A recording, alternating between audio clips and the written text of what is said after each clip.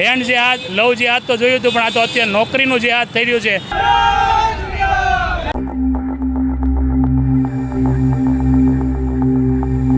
બોમ્બે ગયો લેસ્કર કંપનીમાં, તો તારે એને કીધું કે ભાઈ તારે અહીંયા જો ટ્રેનિંગ લેવી હોય અને તારે નોકરી કરવી છે તો શીખા અને કલવા જે અને કોઈ પણ ટેટુ અને તિલક ચાંદલો જે કરશો તો એ તારે ભૂસવું પડશે અને તો જ અમારી કંપની તને નોકરી પર રાખશે. તો આવા 5 છોકરા હતા, એમાં 2 છોકરાએ તિલક ભૂસી નાખ્યું અને 3 છોકરા હતા એમાંથી આ જે જીલ વગાસિયા કરીને જે છોકરો હતો એણે કીધું હું મારો ધર્મ નહીં છોડું, મારો સનાતન ધર્મ હું નહીં છોડું.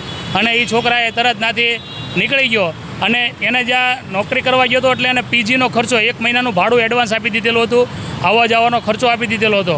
તે છતાંય તે એને પોતાના ધર્મ માટે, સનાતન ધર્મ માટે એને ડ્રોપને ઠોકરાવી દીધી. અને પછી એને એવું લાગ્યું કે એને ફીલ થયું કે આ તો મારા ઘરમાંથી કાઢી રહ્યા છે અત્યારે.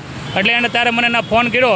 પોલીસ સ્ટેશનમાં આ જીલના નામની ફરિયાદ આપેલી હતી એ વખતે, અને નાના મુખ્યમંત્રી દેવેન્દ્ર ફડણવીસ છે એને એક લેટર આપ્યો હતો, એને પણ ફરિયાદ આપી હતી ગુજરાતના સીએમ ભૂપેન્દ્ર પટેલને.